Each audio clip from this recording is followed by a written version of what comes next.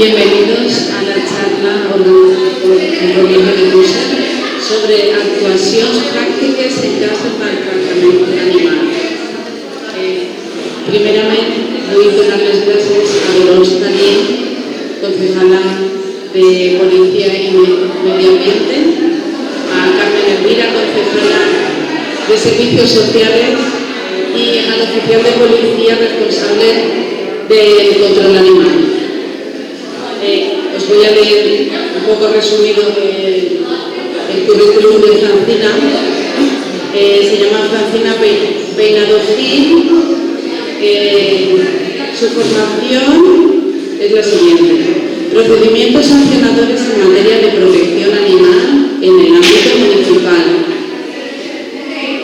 máster en Derecho Animal y Sociedad, trabajo fin de máster en medidas cautelares en casos de maltrato animal.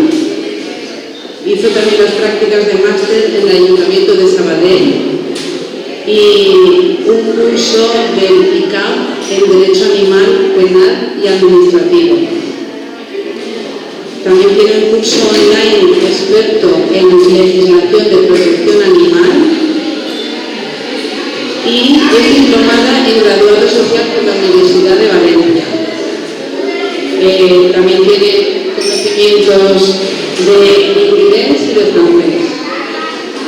Y las prácticas y su experiencia profesional son las siguientes. Las prácticas del máster en Derecho Animal y Sociedad en el Ayuntamiento de Sabadell entre septiembre de 2021 y diciembre de 2021. Colaboró en la elaboración del protocolo interadministrativo y multiprofesional de actuación municipal para casos de síndrome de Noé. También colabora con diversas entidades de protección animal. Os digo, las voy a nombrar: la Sociedad Valenciana Protectora de Animales y Plantas, la Sociedad Protectora de Animales de Xàtiva, Conexión Felina de Mislata, la Plataforma Animalista de Mislata en Valencia, el Jardinet dels Gats de Barcelona y el Ayuntamiento de Paiporta. Tiene un proyecto de trabajo. Su proyecto de trabajo consiste en colaboración con diversos ayuntamientos de Valencia y de la provincia de Valencia en la elaboración y redacción de las nuevas ordenanzas municipales adaptadas a los cambios legislativos y elaboración de protocolos de actuación diversos. Violencia de género con animales y está matriculada. Matrícula en el curso Green Criminology, Violencia contra los Animales, en la Universidad Autónoma de Barcelona.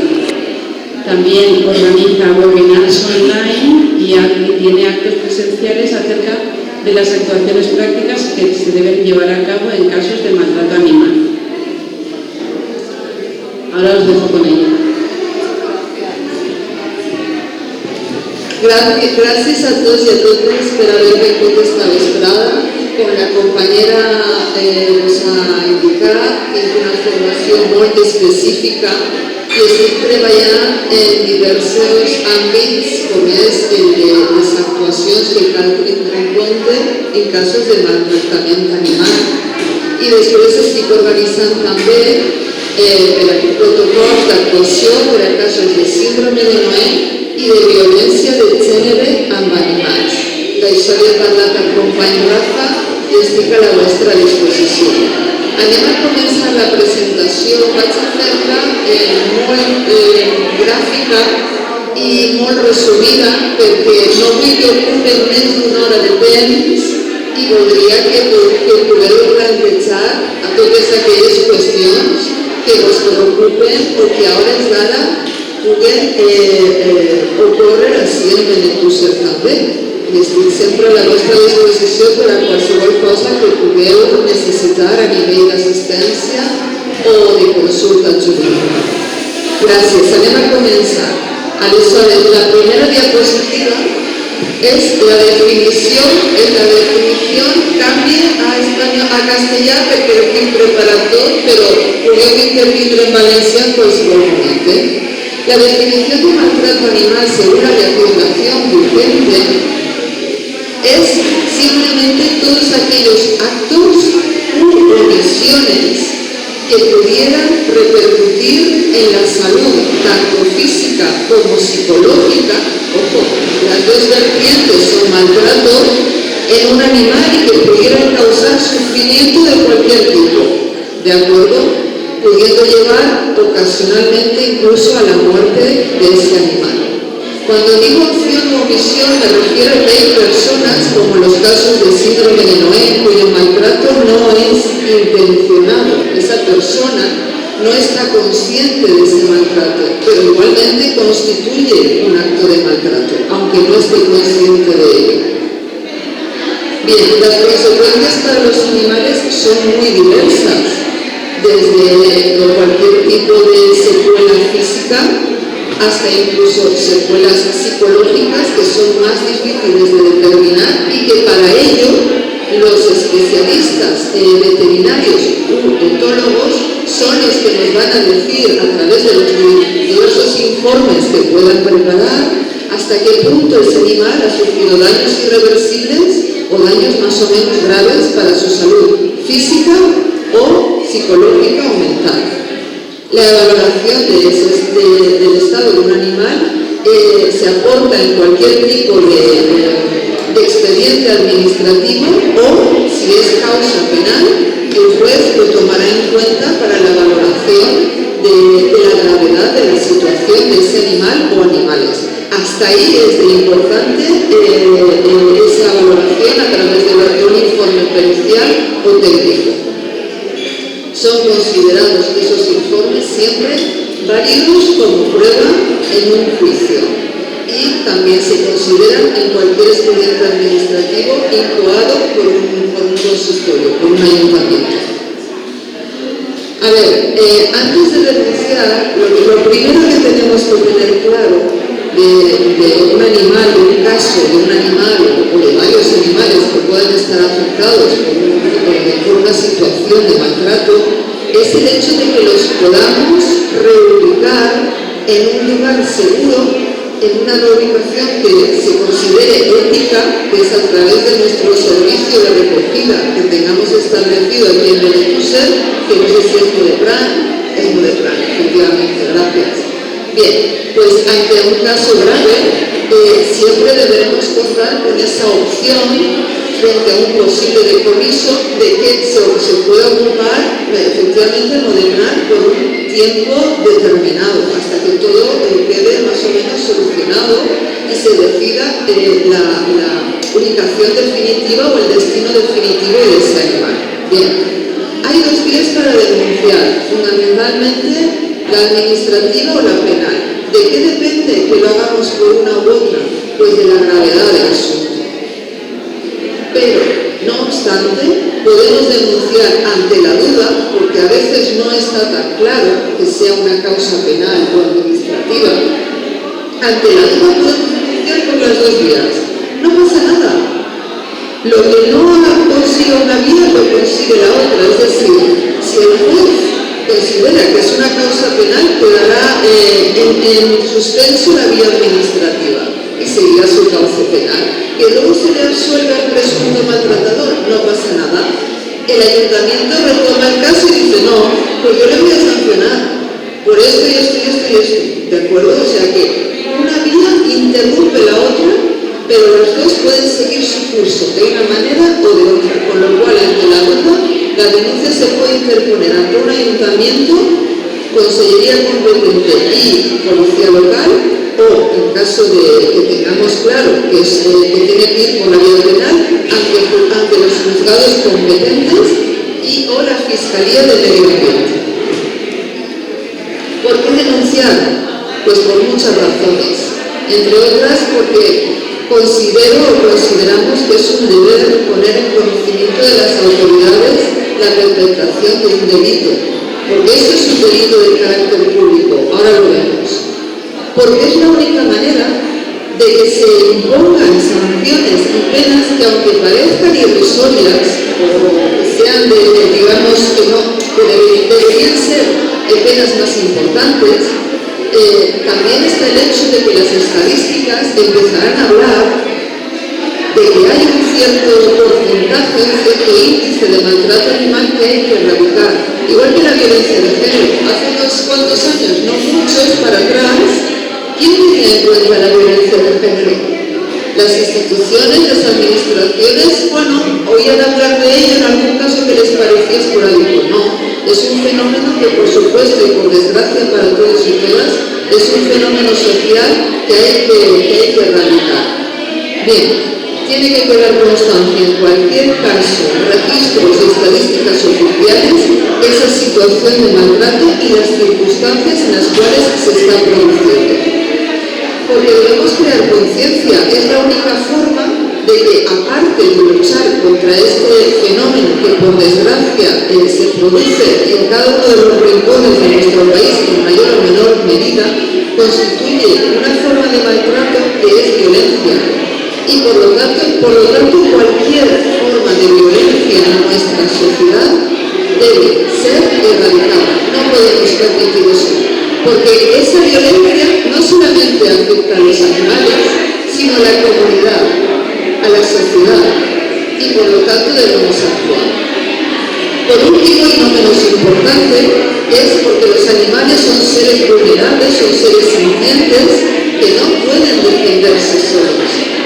Tenemos la obligación de hablar por ellos y de actuar por ellos ante las administraciones y ante la justicia. O sea que la crueldad hacia los animales es al fin y al cabo un asunto de todos y de todas. Bien, ¿quién es competente para actuar en casos de maltrato animal? Las fuerzas y cuerpos de seguridad del Estado, en cualquiera de sus vertientes, sea la Policía Nacional, la Policía Local, la Guardia Civil o el SEPRONA, puede y debe actuar, ¿de acuerdo? De hecho, el SEPRONA es un cuerpo especializado en maltrato. Lo que ocurre es que derivan las causas más leves o menos importantes o menos graves a los cuerpos locales de la policía que son también, por supuesto, los competentes a nivel local. Pero el SEPRONA, por Real Decreto 734 de 2020, está encargada, el cuerpo encargado de planificar, coordinar e impulsar el cumplimiento de las disposiciones relacionadas con el maltrato animal. Bien, después de determinar quién tiene competencias en el asunto, podemos establecer como sistemas de denuncia 24 horas en cualquier momento y en cualquier lugar ante cualquier caso de maltrato. Podemos establecer el 112, que lo pondría en primer lugar, porque la llamada a este teléfono se va a quedar siempre registrada, siempre grabada, y va a quedar constancia de que hemos avisado en tal momento y en tal lugar de que ocurre tal cosa. Y eso es muy importante, porque para una valoración judicial, esa llamada registrada va a ser un medio de prueba también. Hay una aplicación que todos nos podemos descargar en nuestro móvil o tablet, pero bueno, yo creo que es más práctico el móvil, que es la aplicación AlertCops. La aplicación AlertCops dispone de un apartado específico para casos de maltrato animal. Cualquier persona, en cualquier momento y en cualquier lugar puede comunicarse a través del chat, incluso con las autoridades policiales que estén cercanas, que sean competentes a nivel local para actuar. Y me consta que te responden prácticamente de manera inmediata. Bueno, que pudiera ser útil y pudiera ser un medio rápido de avisar. A lo mejor estás en un momento dado, no puedes localizar el teléfono de la policía local fácilmente, pues lo tienes ahí como aplicación que puedes en cualquier momento interactuar a través de la misma. Por supuesto, la Guardia Civil a través del teléfono 062, que te derivaría al SEPRONA, en todo caso, a lo mejor, o a la patrulla que esté en la zona y que pueda personarse de manera prácticamente inmediata. Bien, estos son sistemas de denuncia 24 horas que nunca está de más tener en cuenta. ¿Quién puede denunciar o quién puede denunciar? Bueno, pues según estemos actuando en una vía o en otra, tenemos que cualquier ciudadano o ciudadana puede denunciar por vía administrativa o por vía penal. Lo único es que por vía penal deberá ser a través de un abogado especializado en la materia, que es lo recomendable. Las entidades o asociaciones de protección animal, en un expediente administrativo que puede actuar un ayuntamiento a propósito de un presunto caso de maltrato animal, pueden ser consideradas como parte del proceso administrativo y tenidas en cuenta para aportar pruebas y, además, la administración local deberá comunicar el estado en el que se encuentra dicho expediente. En una causa penal, las asociaciones o entidades de protección animal se pueden personar como acusación popular o particular a modo de ejercer presión y de que en muchos de los casos el presunto maltratador ingrese efectivamente en prisión. Hasta ahí es importante la intervención de las asociaciones o entidades de protección animal. Los veterinarios, por supuesto, pueden actuar en ambas vías, porque además son, en muchas ocasiones, o al menos en alguna que se haya demostrado, testigo presencial de ese maltrato. Imaginen la situación de una persona que lleva su animal y se trata a lo mejor de una mujer y el veterinario le dice, pero estas magulladuras, estos golpes, entonces empieza un poco a indagar y se da cuenta de que no es ella la maltratadora, sino su cónyuge en casa, que la tiene intimidada, que la tiene amenazada, que la tiene ahí. Es muy importante la actuación del veterinario. Es decir, de algún modo ellos son testigos y además pueden actuar a través de un informe y demostrar que efectivamente ese maltrato se está produciendo. ¿Qué pasa? Que no hay establecidos protocolos de actuación mediante los cuales los veterinarios sepan cómo proceder. Ante esa situación, el Colegio Oficial de Veterinarios de Valencia está ofreciendo la posibilidad de que un veterinario acuda a ese Colegio Oficial para que ellos le puedan orientar e incluso puedan tomar las medidas oportunas en el caso de que el veterinario considere que no puede denunciar porque resulta de que conoce a ese cliente y le va a amenazar con miedo, represalias o incluso que sea un veterinario contratado y que le diga a su jefe, no, aquí tú a tu trabajo, te limitas a tu trabajo y este perrito, este gatito ya se apañará, lo sentimos mucho pero no podemos hacer nada. Ese veterinario puede igualmente reportar a su colegio oficial que podría emprender las acciones legales oportunas. Bien, por supuesto las administraciones o autoridades locales ante indicios o denuncia de un presunto caso inician o igual un expediente de oficio, actúan de oficio.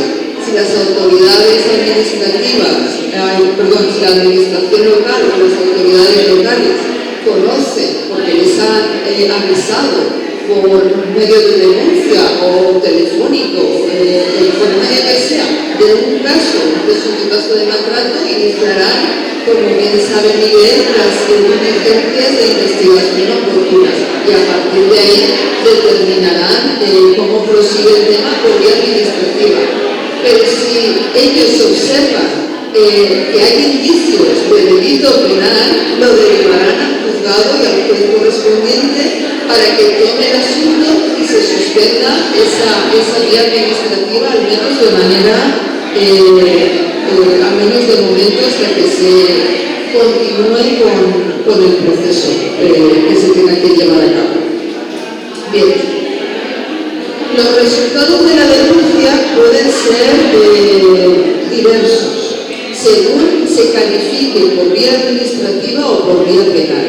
Por vía administrativa, y según la tipificación de la infracción, se pueden interponer multas diversas que pueden variar incluso de manera bastante importante de una comunidad autónoma a otra, porque hay comunidades autónomas que tienen legislación autonómica que establece que, por ejemplo, las multas pueden variar en cuestión de importe o la inhabilitación para tener animales o para tener actividades o desarrollar actividades con animales pueden ser de unos años, de un mayor o menor número de años.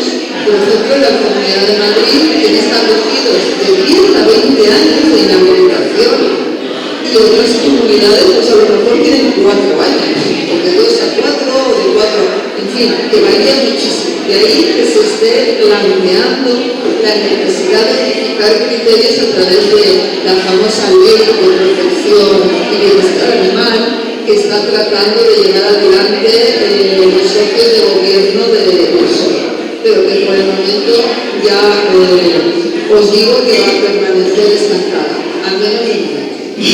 Por vía penal tenemos el famoso artículo 337 del Código Penal que prevé penas de hasta 28 meses de prisión e inhabilitación de hasta 4 años, entre otras. ¿Qué es importante aquí? Es importante conocer la legislación que tengamos en el lugar donde residimos.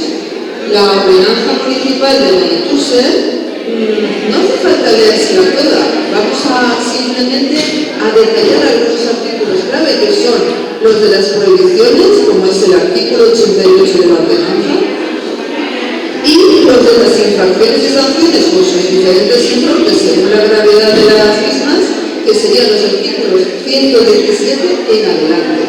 Ya no hace falta leerse mucho más, porque el resto del contenido puede tener matices importantes, pero lo que tenemos que saber es que ese perro no puede permanecer atado y en un balcón, que no se puede dejar a los animales desatendidos, que no pueden estar en una terraza, y ahora estamos tratando un caso de los perros enjaulados, literalmente, que permanecen en una terraza, y ese era uno de los casos de los que quería exponer. Claro, ¿qué ocurre? ¿Tienen comida y agua? Sí, pero psicológicamente van a acabar muy mal esos perros, porque están encerrados en un lugar que apenas les da libertad de movimiento, van a terminar con problemas físicos importantes, partiendo de esa base de la falta de libertad de movimiento, y psicológicos, porque no pueden disfrutar de un entorno saludable para ellos como deberían. Entonces, demostrar eso requiere buscar un informe veterinario, hablar con las autoridades y decirles, esto es una prohibición que constituye una infracción grave o muy grave y tenemos que actuar. Bien, todo cuesta lo suyo.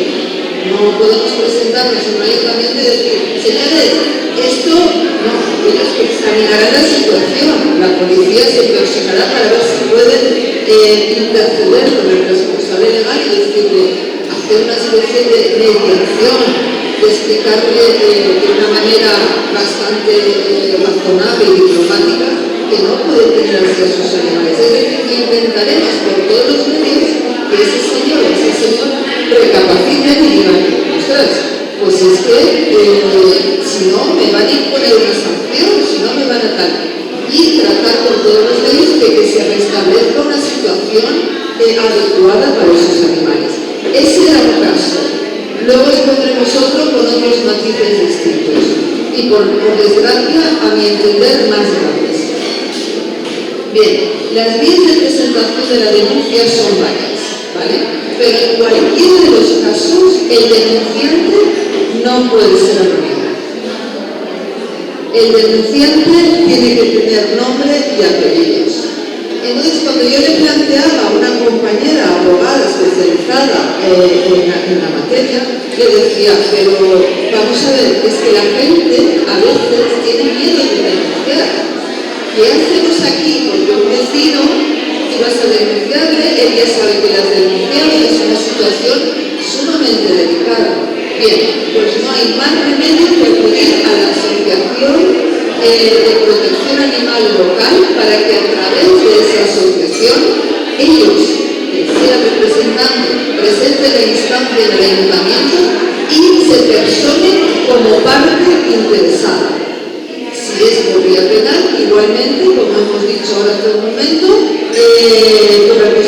por vía acusación popular o particular. No hay otro modo, pero por lo menos hay un modo. Es importante decirle eso a la gente para que no se a priori desmoralice desde un principio y diga, no, yo es que no me voy a meter en un... Tiene razón. Bien, pues eso es una opción interesante. Partiendo de esa base, todos aquellos casos menos graves pueden presentarse por instancia en el ayuntamiento o consejería competente vía telemática o presencial a través de una instancia en la cual nos identificaremos o la asociación se identificará y aportaremos las pruebas que ahora pasaremos a evaluar y a analizar. Es necesaria obtener un justificante o resguardo de presentado. Ante las autoridades policiales, como ya hemos visto, tenemos varias opciones, la llamada al 112 o cualquier otro teléfono habilitado mediante la APP de Alercops, pero en cualquier caso luego hay que presentar registro de declaro también. Es importante que quede constancia por escrito. Y por último, ante el juzgado o fiscalía, para aquellos casos más graves o de urgente intervención. Pero también veremos ahora que vía local administrativa también se puede actuar en casos de urgente intervención. Ahora lo vemos. Bien, en este caso la Fiscalía de Medio Ambiente o el Juzgado de Primera Instrucción o de Guardia son los competentes para ejercer las acciones pertinentes. El contenido de la denuncia y los tipos de prueba. La denuncia debe ser escuta, pero reflejando todos los hechos que acontecen con todo el lujo de detalles. Cuanto más información relatemos ahí, mucho mejor. Bien, los fotos y vídeos que podamos presentar es interesante que se hagan con indicación de fecha. ¿Por qué? Porque demostraremos un maltrato continuado en el tiempo. O sea, no es un maltrato que se ha ejercido un día, un ratito, y al día siguiente se ha terminado la situación. No. Es un maltrato que se ha producido hoy, que se produce mañana y que se produce pasado mañana. ¿Cómo tenemos la indicación de fechas en las fotos y los vídeos? Pues mirad, es muy sencillo porque se entra en donde descargas todas las aplicaciones de la tienda esta muy bien, gracias Rafa. Yo no soy muy dada a entrar, pero tuve que entrar para descargar cómo hacer vídeos con indicación de fecha. Y ahí te baja la aplicación y te dice las fotos y los vídeos y te indica la fecha, ¿vale? Que yo no lo sabía, lo estoy investigando. Luego, a través de testimonios que puedan presentar declaración jurada, que siempre es interesante porque quedará reflejado ese testimonio. Por supuesto, los informes veterinarios o de etólogos especialistas que pueden constituir una prueba tangible, una prueba que se valora como prueba en cualquier proceso, sea administrativo o penal. Las grabaciones de sonido también se pueden aportar como prueba. No vemos la imagen de este perro que está siendo apaleado, pero estamos escuchando las voces de quien lo está apaleando y de ese pobre animal. Eso puede constituir una prueba. No lo vemos, pero lo escuchamos. Y por supuesto una necropsia que parte de un laboratorio especializado que a través de un cuerpo o cadáver de un animal puede determinar la causa exacta de su muerte. Es como una autopsia a la que nos hacen a cualquier persona, nos hacen una autopsia si morimos por circunstancias a determinar X, pues lo mismo para un animal, pero en este caso es una necropsia. Bien, palabras y actuaciones claves. Podemos especificar y debemos hacerlo en cualquier tipo de denuncia si la salud y el bienestar de ese animal o animales está en peligro. ¿Por qué? Porque eso determinará la investigación y actuación inmediata o lo más inmediata posible. Mantener la cadena de custodia en el caso de presencia de cuerpos de animales muertos, por ejemplo, para casos de envenenamiento en lugares públicos, es determinante. No tratarse al presunto autor de esas acciones a través de difusión difusión en redes sociales como yo a veces, en Facebook, en Instagram, en Twitter. No, porque entonces te estás poniendo a ese presunto maltratador en entredicho y puede hacer desaparecer al animal.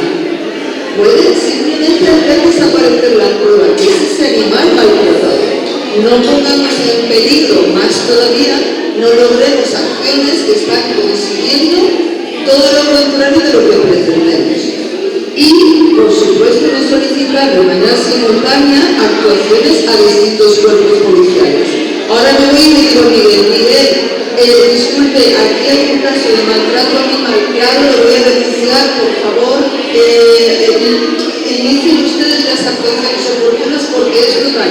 Y luego mañana me voy corriendo a la Guardia Civil y presento una denuncia, y luego me voy y llamo. No, claro, esto no es serio, porque los cuerpos policiales inician su proceso de actuaciones y de investigación.